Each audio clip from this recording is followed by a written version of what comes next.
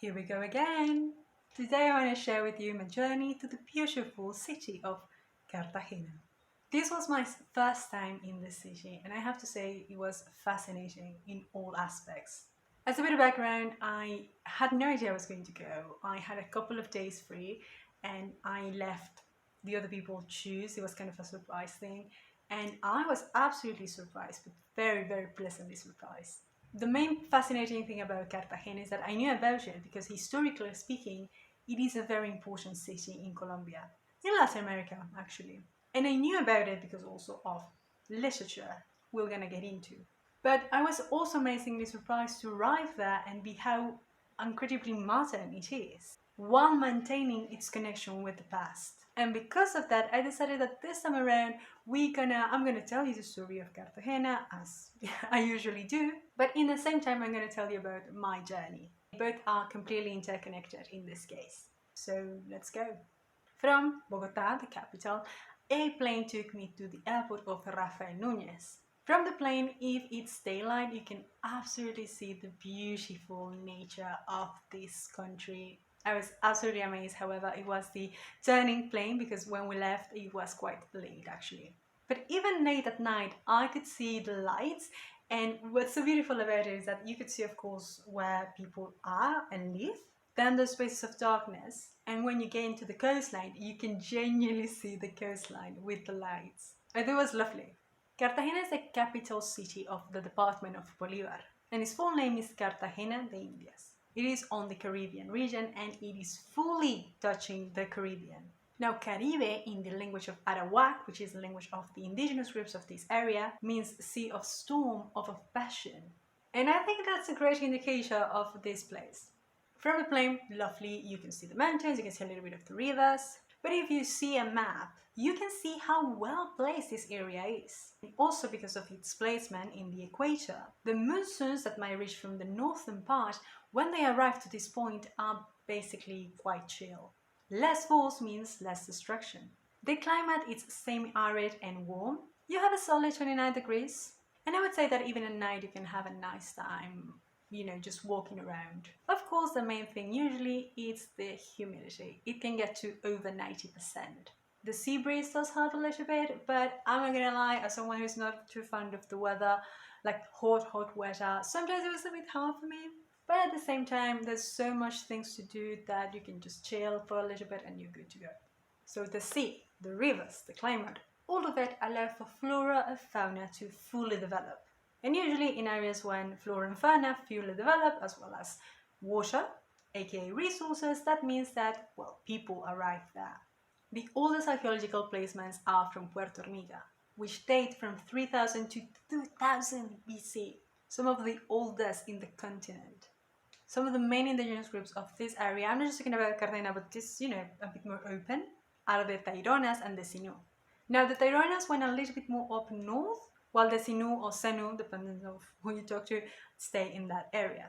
And as it happens, more groups get created, some are connection with this one, with that one, so you develop different languages and culture and all sorts of things. Creating groups as the Yurbaco, Pique, Baire, Carex, and many others. Of course, it is important to remember that some of these are no longer with us, while others still are maintained. And let's hope they will stay. As with many other things, each group then develops into more detailed things, just like jewelry and objects, clothing, religion, spirituality, and many other things. If you want to know more about that, I would highly recommend you, if you ever visit Colombia, go to a gold museum. You have the main one, which is in Bogota because it's the capital. However, in all of the main cities of the country, you're going to find one that then is going to, of course, tell you a little bit about generic history, but then also go very into detail of the indigenous groups of that area as well. In terms of history in particular, Colombian history, Latin American history, Cartagena is a very important place. And we'll get to see why. Of course, all of these indigenous groups in Latin America were created, they developed, they were there chilling for a long time. Or if not chilling all the time, they were just doing the thing. Then the Spanish arrived. Once the Spanish arrived, we began the trials of tribulation of the conquista. This full period of time is known as the Época colonial period. Once they arrived, they right away noticed the amazing placement of this area. So they were like, oh yeah, we can start from here. At first I stayed at the Gulf of Paru. This is now an hour or so from the city. It is what is known as a white beach because the sand is a bit white. It could take longer to arrive there, depends on the traffic. We were able to go there, it was very nice. You leave the main city, so very touristic.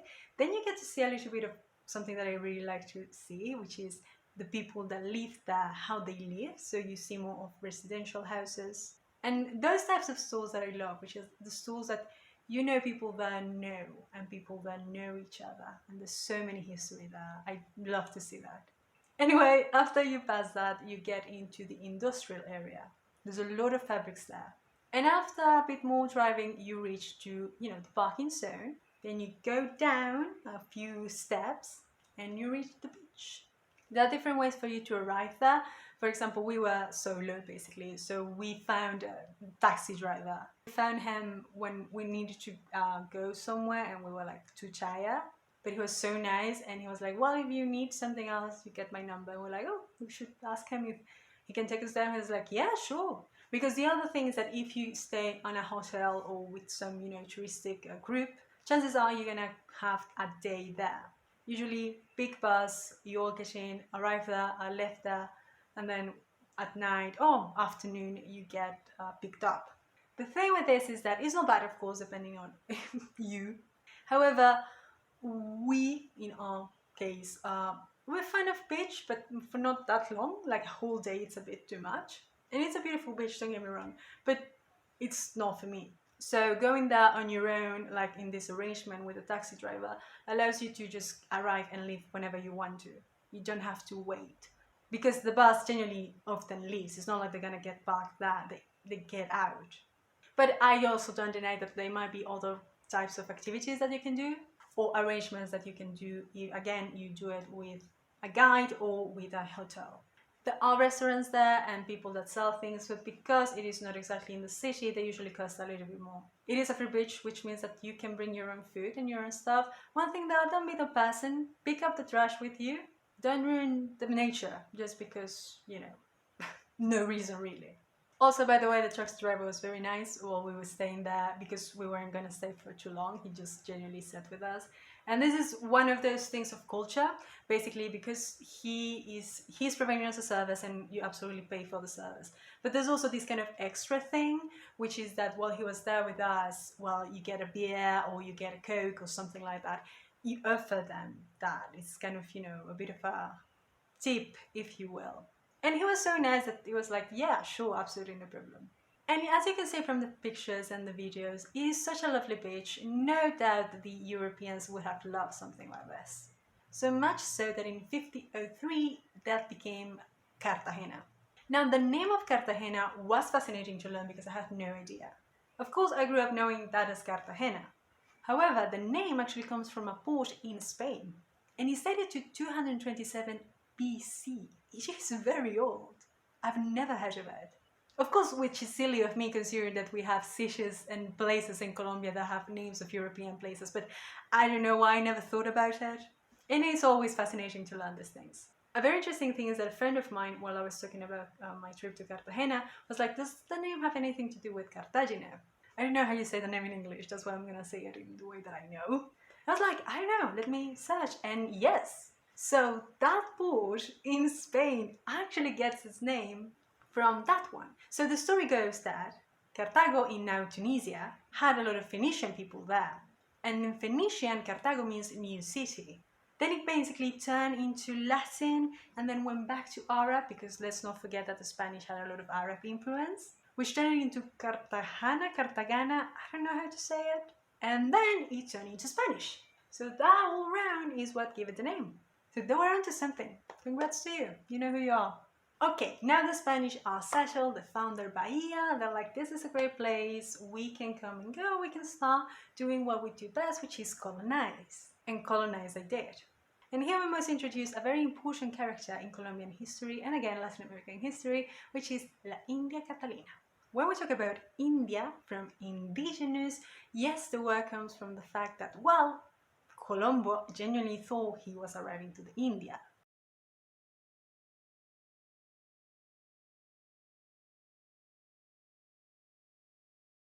He was wrong, of course, but the name kind of stayed. And now we refer to indigenous people, indios in Spanish, as the native people of this place. Still today, sometimes we have a little bit of a misuse of the word, because India can also mean from India in Spanish. So we have this thing that I want to point out in case you ever have this conversation with someone. Anyway, Catalina was a nephew of the caciques of the Hezamba region, cacique, leader of the group, and they belonged to the Mocana group. In 1495, she was taken by a Spanish dude called Diego, and she was taken to Santo Domingo, where she basically went into re-education, let's call it that. She learned the proper ways of the Spanish, and in 1527 she would take the role of teaching other indigenous people the proper ways. But most importantly, in 1533, alongside a dude known as Pedro de Heredia, she turned into a sort of mediator. As we know, there's a lot of indigenous groups in these areas, and while the Spanish want to colonize, they want to take more and more land, you have all sorts of groups, all, like I said previously, have the tiny differences. And Catalina was basically used as a media culturator and a way to kind of deal with them and try to avoid more conflict and, kind of reach a middle ground. As much of a middle ground one can get when, well, you have the colonization as mindset. And she's not just a historical figure, but she became also a literal figure. You can visit the monument of the India Catalina, which is in Cartagena, of course. But also, the Festival del Cine of Cartagena has her figure as prize. This old version of the Oscar. Her role, her position, her whole history is a bit of a 50-50 thing. In one hand, she absolutely might have helped with her mediation reduce the violence towards indigenous groups by reaching agreements and all of that. Others, that might seem as a bit of a betrayal, considering she was part of these groups, whose land was taken and all. I think that history and humans are way more complex than that. I think that, in a way, we need to genuinely remind ourselves her position. When she was taken, she was quite young. The whole learning the proper ways sounds so much like a boarding school. And the fact that then she went into teaching other people, it's that mentality. A mentality that is not very nice for anyone involved into it. Especially the communities whose history and culture you're trying to erase. That per se, it's kind of traumatic, I would say.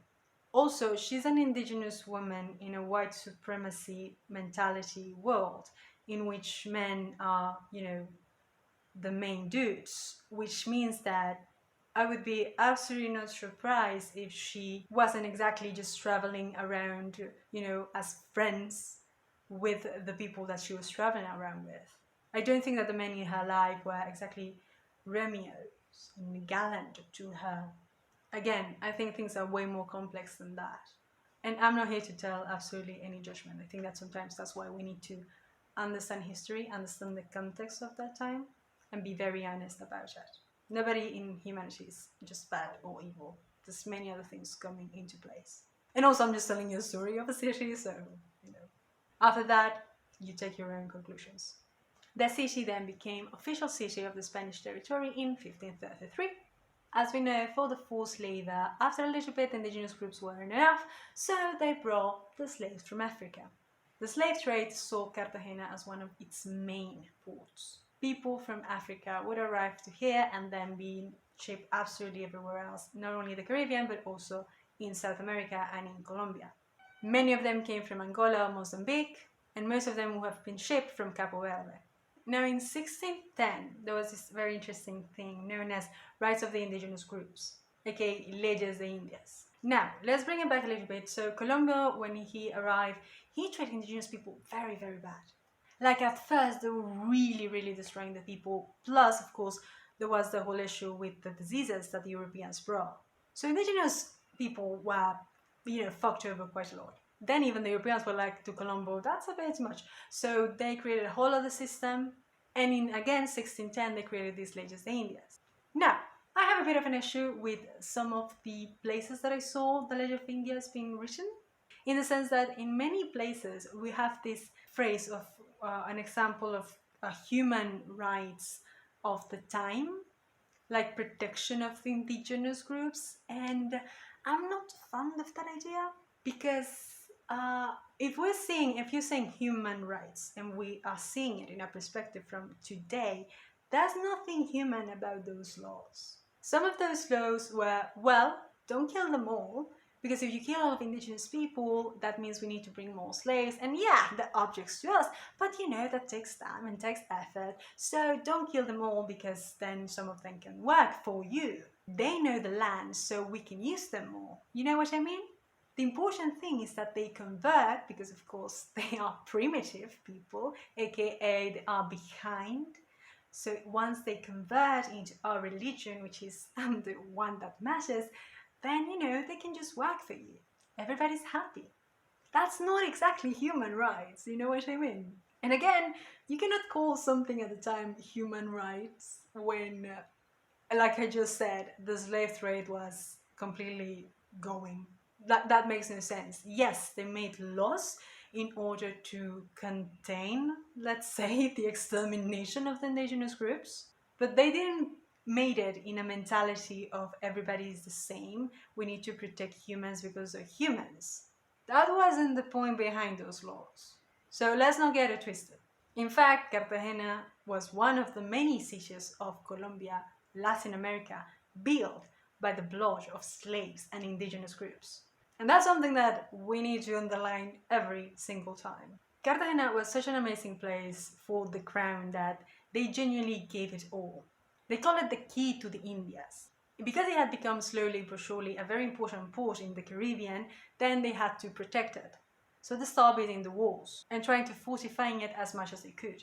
It was genuinely a perfect place because they could arrive from Europe, move all around the Caribbean, go back, also go inside of the country because there was the river of Magdalena nearby. They could get in, they could start to see everything. So for both the slave trade as well as the stealing of gold, emeralds and all sorts of richness of a country, it was great. During this period of building the walls and fortificating it was also because they have all this treasure that they needed to protect. In fact, the piracy was at its high peak. This is what Pirates of the Caribbean would have go. The fortress actually became a kind of proper project instead of just building here and there to protect it. They decided to build the Castle of San Felipe. It is placed on a hill, which also makes sense, and if you want to visit it, you're absolutely free to. I mean, you have to pay because it is a sort of museum, but you can absolutely enter. It has a lot of steps, so be careful with that. The reason why I say that is because I was wearing heels. Not a fun time. There's also all of the internal passages, again a lot of stairs in and out. It is beautiful, it has also the explanations. You can do a guide tour if you want. And also from up the city you can see everything. It is placed very, very nicely, so it is very, very beautiful. Besides this big fortress of San Felipe, they also made walls alongside kind of the main city, which give it the name of La Ciudad Amurallada. Very Attack on Titan-like. I mean, not that big, but you get the drift. You can walk around the walls, see the sunset. There are a couple of bars.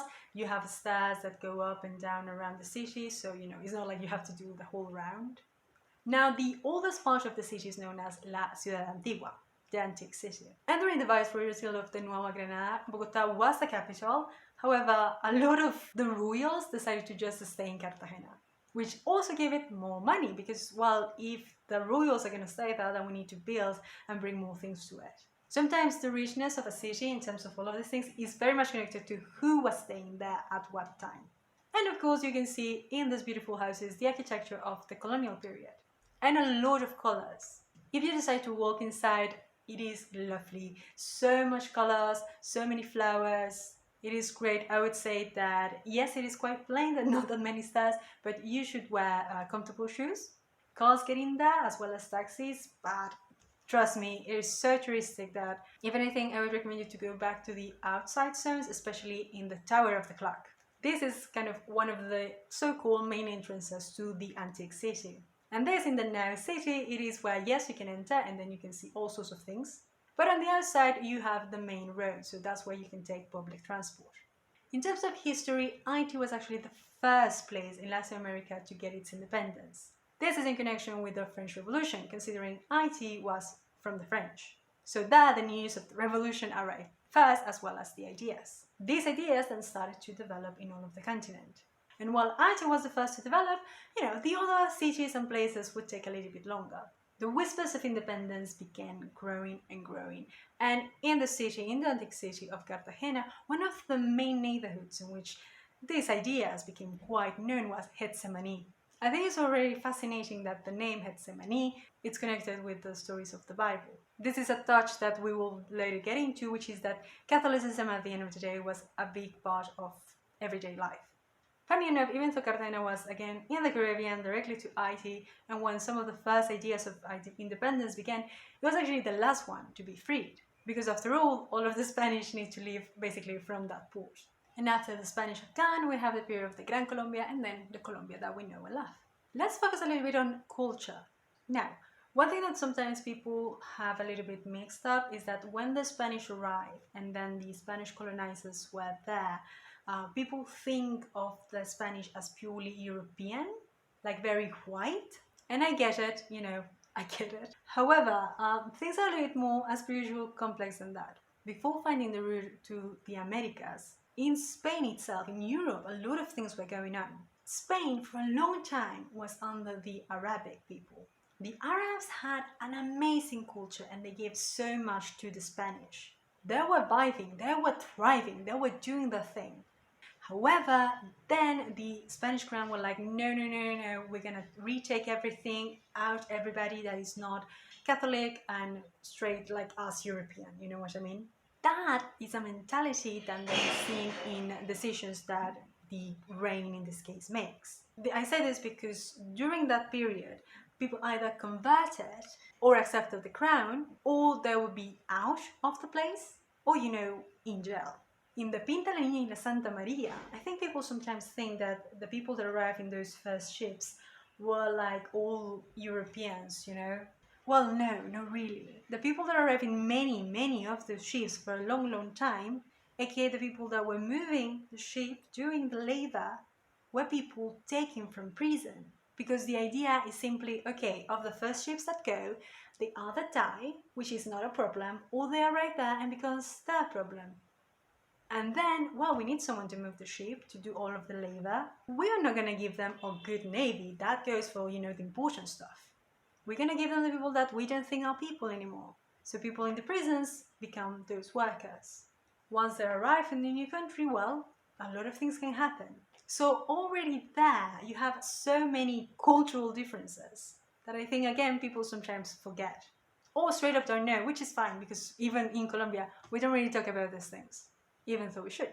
Also, like I previously said, with the slave trade, people came from various parts of the continent of Africa. So many cultures already there.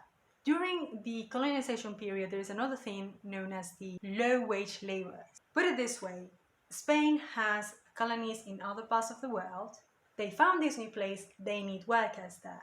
Besides indigenous groups, besides the African people, they send people from these other colonies to that new place. They say low-wage workers, but they were basically slaves at the end of the day. In fact, many people, especially from Southeast Asia, were told that they would be given a nice work and a nice possibilities and they would be able to go back to their home. They never came back. And plus, another moment was during the Great Depression, when immigration also peaked. To this port of Cartagena, where all of these many cultures have arrived, during this period arrived also Syrian, Palestinians, Lebanese, Italians, German, Irish. And throughout all of these years, all of them, since, Colombo, we have many other ethnic and religious groups that have arrived to the continent. Main point is, it is impossible to take of Colombia, to think of Latin America, without really understanding the multiculturalism, how deep and rooted it is. Now, I said something before in regards to religion, so let's go back to that. The Spanish were Catholic. That's why when they regained all of the control of Spain, they were like, Catholicism or nothing. And of course, they brought that with them to the new places.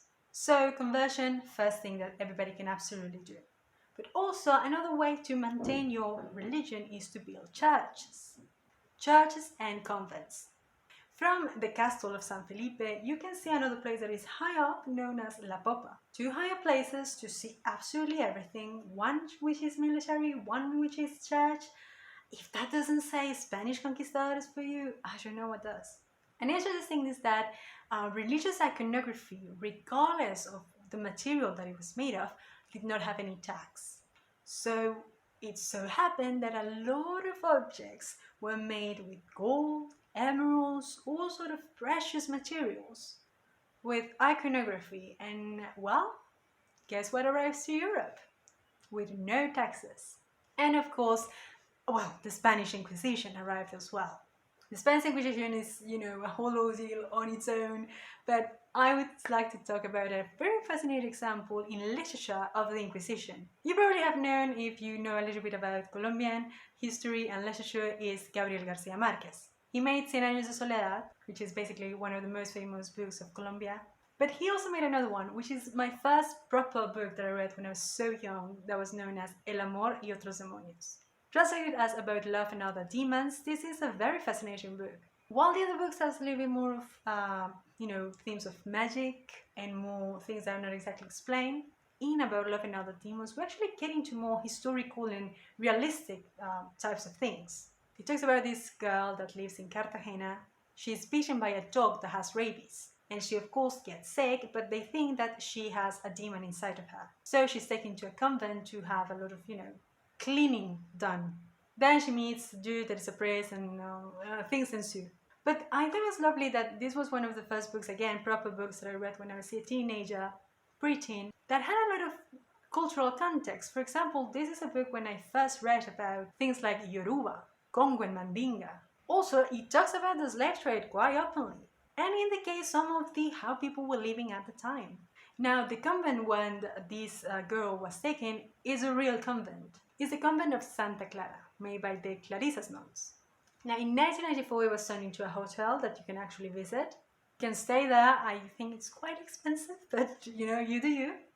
We did ask the people if we could enter, because there's also a restaurant. I mean, there are areas that I think are open to the public. Like if you do a reservation, maybe, I don't know.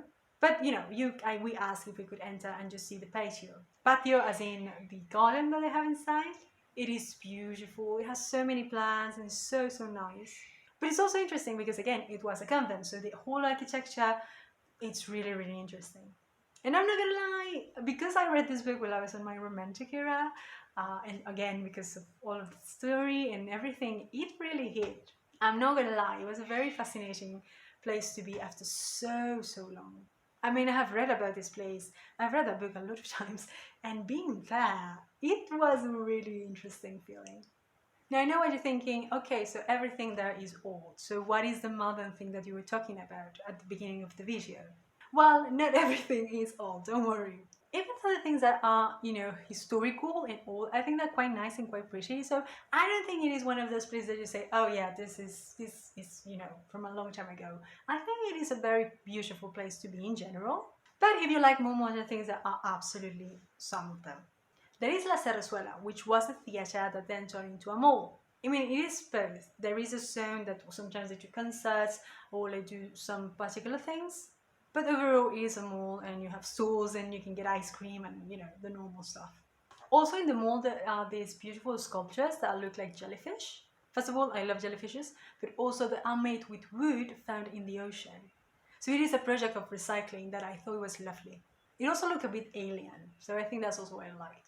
And because it is a mall, it's quite high, if on the wall it's a bit too crowded and you don't have a place to sit, that mall is a great place to be actually. You can absolutely see the sunset from various points and you have food, so that's always good. And in terms of food, you have absolutely no issue finding absolutely a little bit of everything. You have all sorts of restaurants, you have hamburgers, you have seafood.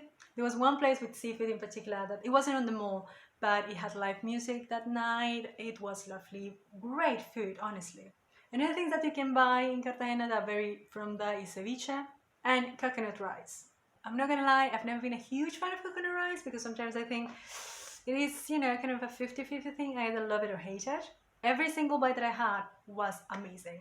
There's also some patacones, and there is something that we add to the patacones, which is known as costeño. Costeño because it's from the coast. Now, it is something based from cheese. I'm not gonna stay here and explain to you exactly what does it come from, how is it made, because I don't really know. But it is really a very interesting taste that we usually have with patacones, but you can also add it, you can try it with many things. So if you are there, you could absolutely ask for a little bit and you can try it out. These are the types of things that usually it's better to eat them where they are from, because while a patacon, aka a piece of plantain, flattened and put on fry, can be basically everywhere around the world. If you have a plantain and you fry it, that's whatever. But the cero, because of the ingredients and a lot of other things, I think it's one of those cases of if you're there, that's where you should try it. Now there's two restaurants that I want to talk about because we not only do we eat that, but I think they're great if you're not too certain about trying food or you don't really know what to eat, but you are hungry, which happens. One of which is Frisbee. Now Frisbee is a chicken place. Think of KFC, but we actually eat chicken, fried chicken, a little bit different in Colombia. This is something that when I talked about it here, people are like, are you crazy? No, it's actually really good. We add honey to the fried chicken. It is really good. I know what you're thinking, but it's actually quite good. But they also have, other things. So it's a chain food, basically, a restaurant. So that's a place that I would highly recommend you. The other one is known as Crepes and Waffles. This is a restaurant that's all the way in Colombia, and it's a fascinating restaurant because they basically give work to just single mothers. So all of the stuff that you're going to see are going to be women that are single mothers usually. It's a whole project that began because they want to help women, and now it has become a huge chain restaurant, but it still maintains its quality. I have loved it ever since I was a kid. And going back to Colombia, I was so happy to eat and still have, well, not only amazing general food, like salty food, but also have one of my absolutely favorite desserts ever. In terms of street food, you can have things like arepa de huevo, which is an arepa with an egg inside. There's also salpicón, aka fruit cut into pieces with a little bit, sometimes of soda to give a bit of an extra, flavor. But at the end of the day, the fruit in Colombia is so delicious that you don't really need to add much.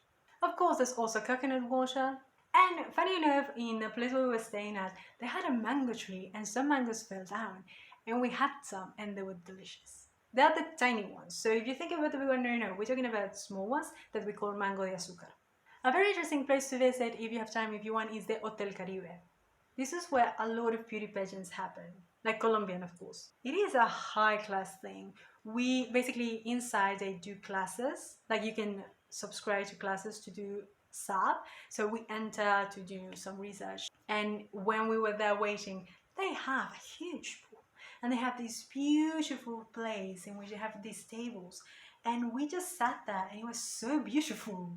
It was a little bit like a movie, not gonna lie. They also have animals just walking around. We saw a toucan, it was beautiful.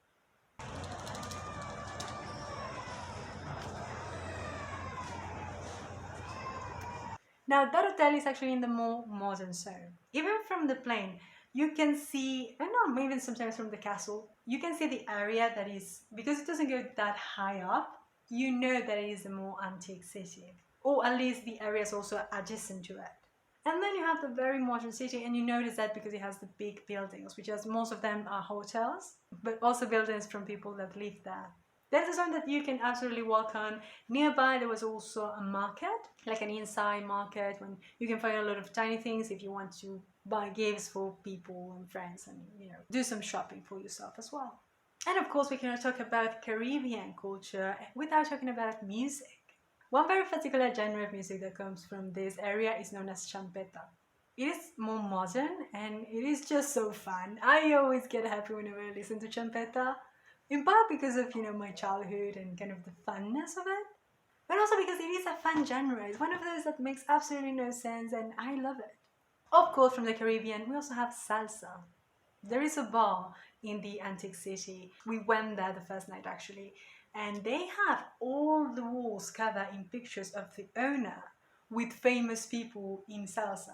Not only salsa, I think they also have other genres, but just famous people. It is covered up. And they play salsa, so you can have a drink and maybe if you want to dance, but if not, you can just drink, that's fine. One night when we were walking around, there was a, I guess, improvised group of dancers. Improvised in the sense that it wasn't planned. They were probably just practicing a performance there. And it was lovely. They started with cumbia, which is a very important genre of music for us in Colombia.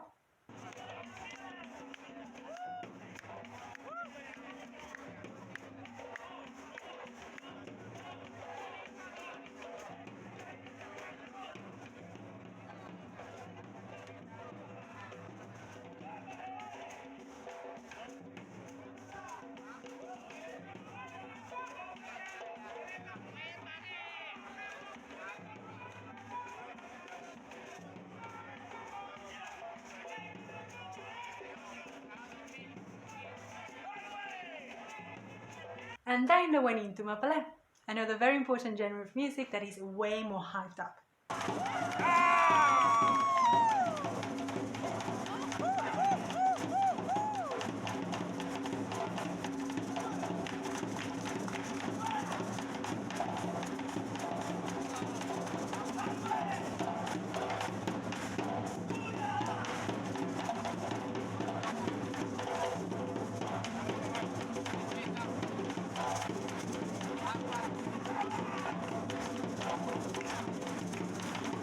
It was a very lovely surprise.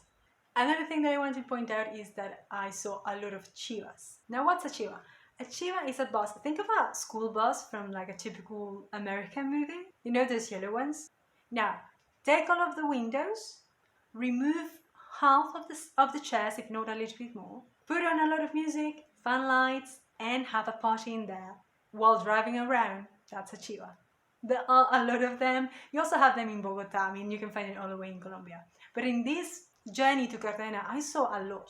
There are also theme ones. I actually found fascinating that there is a K-pop chiva. I want to go. Sadly, I couldn't, but I absolutely need to go to a K-pop chiva once in my life. It's a very interesting thing because you just go there, and while the bus drive, of course, they're not going to drive too fast, and they usually go throughout a particular road, usually touristic roads. They usually stop some places so you can eat, have a little fun, and then you go back, and then you usually turn to the same place.